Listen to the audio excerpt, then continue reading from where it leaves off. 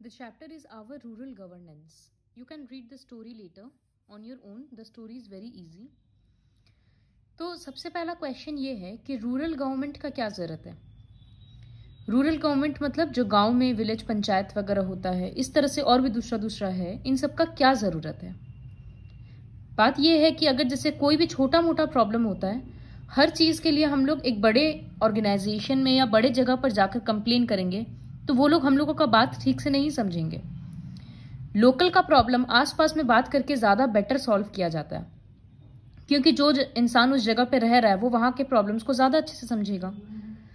तो यही बात यहाँ पर लिखा है, the issues and problems of an area can be understood better by the local people. जो यहाँ रह रहा है, वहाँ रहता है, वो वहाँ का प्रॉब्लम्स और लड़ाई झगड़ा बेटर समझ सकता है और वो ज़्यादा अच्छा सोल्यूशन देगा।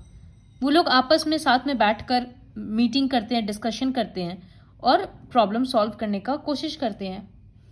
इसी चीज़ को बोला जाता है लोकल सेल्फ गवर्नमेंट, और इसी कंसेप्ट के साथ ये इंडिया में शुरू किया गया था। इंडिया में हर विलेज में एक लोकल सेल्फ गवर्निंग बॉडी है। सिटी में अपना म्यूनिसिपल कॉरपोरेशन इस तरह से होता है एंड असिस्ट। क्योंकि वो अपने कम्युनिटी का नीड्स को मीट कर सके, इस वजह से। These self governing bodies consist of elected representatives of the people. जैसे हम लोग एक सेंट्रल गवर्नमेंट बनाने के लिए अपना प्राइम मिनिस्टर और इन सब के लिए वोटिंग करते हैं, स्टेट गवर्नमेंट के लिए चीफ मिनिस्टर के लिए वोट करते हैं, ठीक इसी तरह से इन सब का भी वोटिंग होता है। The system gives an opportunity to the people to develop self reliance, initiative, power of decision making and participation in the democratic process of the government. जैसे ये सरपंच है, 5 पंच हो गए इसमें, तो इसके लिए भी तो वोटिंग हुआ।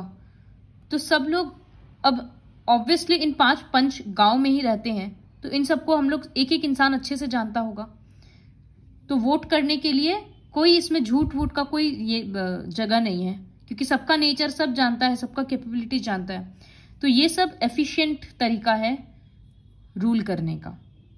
ये लोग आपस में डिस्कस कर रहे हैं और साथ में सारा गांव वाला बैठ गया, अब प्रॉब्लम सॉल्व कर रहा है, फैसला सुना रहा है, न्याय कर रहा है, छोटा मोटा लड़ाई झगड़ा सॉल्व कर रहा है। तो इससे क्या होता है, डिसीजन मेकिंग का पावर आता है लोगों में। खुद लोग अपने ऊपर डिपेंडेंट होना सीखते हैं और लगता है कि हाँ, हम लोग भी डेमोक्रेसी के एक पार्ट है, ऐसा फील आता है। और स्टेट गवर्नमेंट का बोझ कम जाता है, उसके ऊपर से बर्डन कम जाता है। अब अगर हर छोटा मोटा लड़ाई हम लोग किसी बड़े कोर्ट में जाकर सॉल्व करेंगे, तो सोचो कोर्ट केसेस तो ऑलरेडी इतना पेंडिंग होता है और भी ड्यू रहते जाएगा। तो इसीलिए यहां लिखा है, this system also lessons the burden of the state government. तो इंडिया में 250,000 विलेजेस हैं, तो सोचो इतना ही पंचायत भी है, तो कितना हल्का हो रहा है काम स्टेट गवर्नमेंट का, कि कितना सारा लड़ाई झगड़ा और छोटा मोटा इश्यूज पंचायत आपस में ही सॉल्व कर ले रहा है। तो 3 लेवल होता है सेल्फ गवर्निंग बॉडीज का। सबसे छोटा होता है ग्राम पंचायत, फिर ब्लॉक समिति और जिला परिषद। सबके बारे में हम लोग पढ़ेंगे। 3 पार्ट है ना, इसीलिए यहां लिखा है 3 टायर सिस्टम। तो ग्राम पंचायत क्या है? हर विलेज में एक ग्राम पंचायत होता है। अगर विलेज बहुत ही छोटा है तब 2 विलेज के या 3 विलेज के बीच में एक ग्राम पंचायत होता है। मेंबर्स वैरी करते हैं। आज तक हम लोग को पता था कि 5 होते हैं, लेकिन अगर थोड़ा विलेज बड़ा है तो 7, 9, 11 या 13 मेंबर्स भी हो सकते हैं, लेकिन ऑड नंबर में हमेशा रहना चाहिए। Members of the gram panchayat are called panch. Panch बोला जाता है ग्राम पंचायत के मेंबर्स को, और इनको विलेजर्स ही इलेक्ट करते हैं। तो विलेजर्स को क्या बोला जाता है? ग्राम सभा। तो जो भी 18 ईयर्स के अबव का एज है, जो रजिस्टर्ड वोटर है, वो ग्राम सभा का मेंबर है। सारे ग्राम सभा वाले मेंबर्स वोट करेंगे, उसमें जो जीतेगा वो पंच बनेगा। ग्राम सभा सिर्फ वोट ही नहीं करता है, बल्कि ये भी डिसाइड करता है कि प्रधान या हेडमैन कौन बनेगा, मतलब पंचायत का हेड कौन बनेगा। जैसे हम लोग अगर प्राइम मिनिस्टर के लिए वोट कर रहे हैं तो हम लोग सिर्फ वोट करके छोड़ देते हैं, लेकिन यहाँ ग्राम सभा में ऐसा नहीं होता है। विलेजर्स ही मिलकर डिसाइड करते हैं कि जो जीता है उसमें से लीडर कौन बनेगा, जिसको सरपंच या मुखिया बोला जाता है। किसी दिन सरपंच नहीं आया तो उसके बदले में एक दूसरा इंसान को भी काम करना पड़ेगा, जैसे प्रेसिडेंट का होता है ना वाइस प्रेसिडेंट, वैसे ही प्रधान का उप प्रधान वो रिस्पॉन्सिबिलिटीज लेता है। वो भी ग्राम सभा के द्वारा ही इलेक्ट किया जाता है। फिर इस तरह से सब लोग बैठकर मीटिंग करते हैं। तो एटलीस्ट साल में 2 बार इस तरह से मीटिंग होता है। इंपॉर्टेंट डिसीजंस लिया जाता है, कहाँ कुआं खुदवाना है, इरिगेशन का कहीं प्रॉब्लम है क्या, गांव में कोई बीमारी फैल रहा है तो उसके बारे में इस तरह से डिस्कशंस होता है।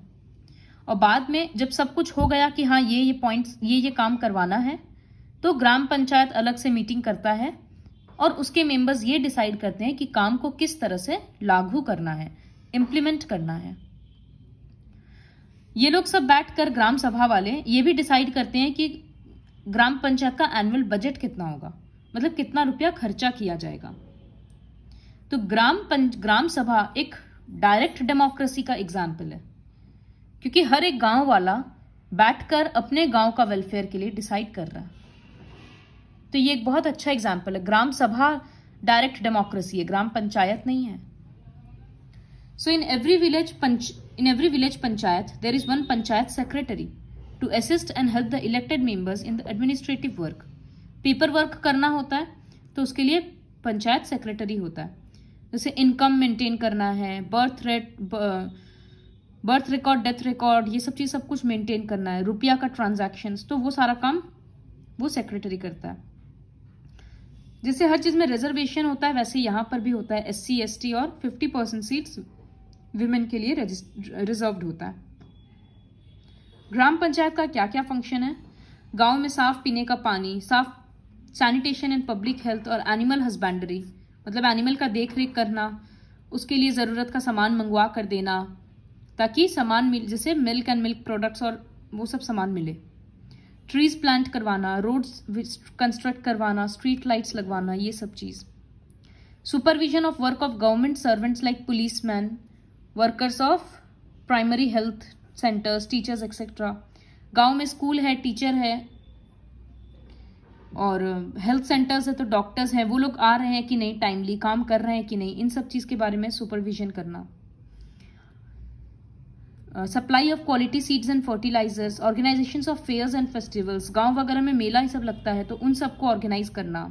बर्थ रिकॉर्ड और डेथ रिकॉर्ड मेंटेन करना। और provision of centres of adult literacy, adult का पढ़ाई लिखाई का, जैसे नाइट स्कूल्स वगैरह अगर ऑर्गेनाइज हो सकता है तो वो सब करवाना, इस तरह से। तो ये सारा काम होता है ग्राम पंचायत का। इसमें से 5 फंक्शंस लर्न करना है। The most popular fairs organised in the villages are cattle fairs. तो इसमें कैटल फेयर में जैसे पुष्कर का कैटल फेयर बहुत फेमस है राजस्थान में। ये सब बांकुड़ा में भी होता है कैटल फेयर, गौशाला वगैरह में उसी टाइप का होता है, थोड़े बड़े रूप में।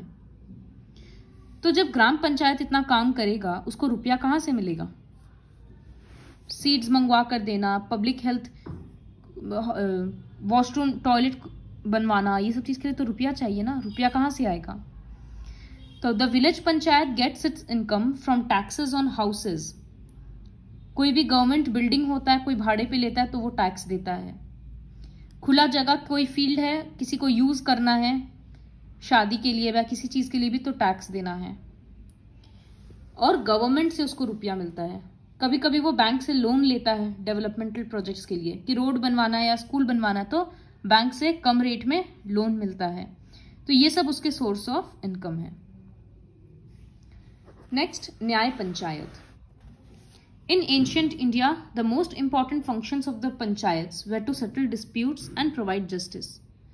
पहले पंचायत का काम हुआ करता था कि लड़ाई झगड़ा सॉल्व करना, लेकिन बाद में धीरे धीरे इसके लिए एक अलग ऑर्गेनाइजेशन बना दिया गया जिसको बोला जाता है न्याय पंचायत। तो इससे लोगों को जस्टिस बहुत जल्दी मिलता है और खर्चा बहुत कम होता है। लॉयर वगैरह हायर नहीं करना पड़ता है, कोर्ट का चक्कर नहीं लगाना पड़ता है। तो यूजुअली 3 और 4 विलेजेस हैव 1 न्याय पंचायत। 3-4 गांव का मिलाकर एक न्याय पंचायत होता है। और its members are the sarpanch and the sarpanch are elected by the village panchayat. हर विलेज जैसे 4 गांव का मिलाकर एक न्याय पंचायत है, तो चारों के जो पंच हैं वो लोग डिसाइड करेंगे कि इसका मेंबर कौन कौन होगा। न्याय panchayat hears and decides only civil and criminal cases of minor nature like trespassing, minor thefts, water disputes, etc. ये कोई बहुत बड़ा बड़ा केस सॉल्व नहीं करता है, मर्डर वगैरह का। कोई दूसरे के प्रॉपर्टी में, ट्रेसपासिंग मतलब दूसरे के प्रॉपर्टी में बिना परमिशन के घुस जाना, दूसरे के घर में घुस जाना, छोटा मोटा चोरी, पानी का लड़ाई झगड़ा, ये सब तरह का प्रॉब्लम न्याय पंचायत सॉल्व करता है। वो 100 रुपया से ज्यादा तक का किसी को फाइन नहीं दे सकता है और किसी को जेल नहीं भेज सकता है। न्याय पंचायत में जो फैसला हो गया वो फाइनल है। इसके अगेंस्ट हम लोग ये नहीं बोल सकते नहीं हम डिस्ट्रिक्ट कोर्ट में जाएंगे, हम हाई कोर्ट में जाएंगे या वैसे। और यहाँ पर लॉयर्स लड़ाई नहीं करते हैं। No lawyers can advocate in nyaya panchayat. जो दो इंसान का प्रॉब्लम है सिर्फ वही दोनों अपना प्रॉब्लम रखेगा, बात करेगा, सब कुछ। लॉयर्स आकर रिप्रेजेंट नहीं करते हैं। So you have to learn the features of nyaya panchayat. तो ये हो गया पूरा पंचायत के बारे में। नेक्स्ट, ब्लॉक समिति या पंचायत समिति। कभी कभी क्या होता है, प्रोजेक्ट थोड़ा बड़ा होता है, गांव के पंचायत पंच नहीं कर सकते उसको। जैसे 2-3 गांव के बीच में एक अच्छा स्कूल खुलवाना है, या 2-3 गांव को कनेक्ट करते हुए कोई अच्छा रोड बनाना है, कॉलेज खुलवाना है। तो ये सब हर गांव का तो कॉलेज होता नहीं है। तो जब 2-3 विलेजेस को काम मिलाकर कुछ काम करना है तो वो अंडर में आता है पंचायत समिति के। तो पंचायत समिति को बहुत सारे नाम से जाना जाता है, खंड समिति, क्षेत्र समिति, प्रखंड समिति, ब्लॉक समिति, इस तरह से। तो ये एक फ्लो चार्ट है, देखो। विलेज पंचायत हर एक विलेज का होता है। फिर विलेज पंचायत 3-4 विलेजेस का मिलकर बन रहा है ब्लॉक समिति या पंचायत समिति। तो ये 3-4 विलेज का मिलकर एक पंचायत समिति, ये 3-4 विलेज का मिलकर एक दूसरा पंचायत समिति। फिर 2-3 पंचायत समिति को एक साथ कंट्रोल करता है जिला परिषद। तो धीरे धीरे काम बढ़ते जा रहा है ना। तो ब्लॉक समिति is a link between gram panchayat and जिला परिषद। क्यों लिंक हुआ ये बाद में वापस समझाएंगे। Some members of पंचायत समिति are elected by the people for a term of 5 years. 5 साल के लिए चुना जाता है। सारे सरपंच या प्रधान, members of Vidhan Sabha, Vidhan Parishad, Lok Sabha and Rajya Sabha who represent that block become the ex officio members of the panchayat समिति। इसका मीनिंग क्या है? सपोज कोई एमएलए है तो वो अपने गांव का पंचायत समिति का मेंबर बन जाएगा। एक्स ऑफिशियो का मतलब होता है कि कोई दूसरे ऑफिस में काम करते हैं, जैसे है वो इंसान एमएलए, लेकिन वो पंचायत समिति का मेंबर ऑटोमेटिकली बन जाएगा क्योंकि उसका वो पोस्ट ही वैसा है कि वो इधर का भी काम संभाले। तो इसीलिए यहां लिखा है कि ये जो सारे हाई पोस्ट्स में लोग होते हैं ये सब अपने ब्लॉक के पंचायत समिति के मेंबर्स बन जाते हैं। फिर विमेन, SC, ST इन सब के लिए भी रिजर्वेशन होता है। There must be at least 2 women members and 4 SC or ST members in panchayat समिति. For the smooth functioning of the block, members elect a chairman and vice chairman. जैसे प्रधान और उप प्रधान, प्रेसिडेंट, वाइस प्रेसिडेंट, उसी तरह से chairman और vice chairman आपस में वो लोग डिसाइड करते हैं कि कौन हेड होगा और कौन वाइस चेयरमैन होगा। 5 साल के लिए उनको इलेक्ट किया जाता है। फिर जिस तरह से ग्राम पंचायत में एक सेक्रेटरी था काम करने के लिए सारा पेपर वर्क का, उसी तरह से ब्लॉक समिति में एक BDO ऑफिसर होता है, ब्लॉक डेवलपमेंट ऑफिसर, जो सारा एडमिनिस्ट्रेटिव वर्क संभालता है। तो ब्रीफ में बोले अगर तो ग्राम पंचायत के लोगों को कौन सिलेक्ट किए? विलेजर्स ही किया करते थे, जिनको ग्राम सभा बोला जाता है। और ब्लॉक समिति के मेंबर्स कौन हो गए? जो अलग अलग पोस्ट्स के, हायर पोस्ट्स के हेड हैं, वो सब ब्लॉक समिति के मेंबर्स होते हैं। उस कंसेप्ट को उस तरह के मेंबर्स को एक्स ऑफिशियो मेंबर्स बोला जाता है। पंचायत समिति का काम क्या है? जितना भी उसका ब्लॉक्स है उसका ध्यान, उसका वेलफेयर और डेवलपमेंटल वर्क करना, मतलब वो 4-5 विलेज जो संभालता है उसका डेवलपमेंट करना, एजुकेशन, एग्रीकल्चर, मेडिसिन, ये सब का ध्यान रखना। विलेज पंचायत कोई अगर प्रोजेक्ट कर रहा है तो उसमें उसको हेल्प करना या देखना कि पंचायत वाले ठीक से कर रहे हैं कि नहीं। पंचायत समिति also looks after the agriculture, promotion of cottage industry, poultry, fishery etcetera. और वो कोऑपरेटिव सोसाइटीज भी बनाता है, बहुत लोगों को मिलाकर एक कोऑपरेटिव कंपनी जैसा खोलता है। ताकि सबका प्रॉफिट हो। तो इसको भी रुपया कहाँ से मिलता है? स्टेट गवर्नमेंट हेल्प करता है। दूसरा, टैक्स से मिलता है। कोई भी खाली जगह, शॉप या उस तरह से जो भी गवर्नमेंट का होता है उसमें टैक्स लगता है, तो जो उसको यूज करेगा वो गवर्नमेंट को रुपया देगा। तो ये इसका 2 सोर्स ऑफ इनकम है। नेक्स्ट, जिला परिषद। द एपेक्स, एपेक्स मतलब टॉप पे, तो apex local self body of Panchayati Raj system is the zila परिषद। मतलब लोकल सेल्फ गवर्नमेंट का विलेज ग्रुप का सबसे हेड बॉडी जिला परिषद है। ये सारे डिफरेंट ब्लॉक्स के काम को संभालता है और सब कुछ इसके अंडर में है। जिस तरह से ब्लॉक समिति का कॉम्पोजिशन था ना, उसी तरह से जिला परिषद का भी है। चेयरमैन, लोकसभा, राज्यसभा, विधानसभा, विधान परिषद, इन सब के मेंबर्स, और SC ST विमेन, इन सब का भी रिजर्वेशन होता है। तो ये लोग सब जिला परिषद के मेंबर होते हैं। जिस तरह से ब्लॉक समिति में चेयरमैन और वाइस चेयरमैन को इलेक्ट किया जाता है, यहां पर प्रेसिडेंट और वाइस प्रेसिडेंट को इलेक्ट किया जाता है 5 साल के लिए। जैसे सेंट्रल गवर्नमेंट में होता है ना, हेल्थ डिपार्टमेंट अलग, एजुकेशन डिपार्टमेंट अलग, टूरिज्म का अलग, रेलवे का अलग, ताकि ठीक से काम हो। तो उसी तरह से यहां पर भी अलग अलग ऑर्गेनाइजेशंस बना दिया जाता है ताकि ठीक से काम हो, for its smooth functioning. A permanent government employee acts as a secretary of the zila parishad. यहां पर भी सेक्रेटरी का जरूरत है कि रिकॉर्ड्स मेंटेन कर सके। तो जिला परिषद का काम क्या है? स्टेट गवर्नमेंट जो भी डिसीजन दे रहा है या रुपया दे रहा है, वो तो ग्राम पंचायत को तो जाकर देगा नहीं ना, वो तो धीरे धीरे करके सारा आएगा। तो ये सब उसका काम होता है जिला परिषद का।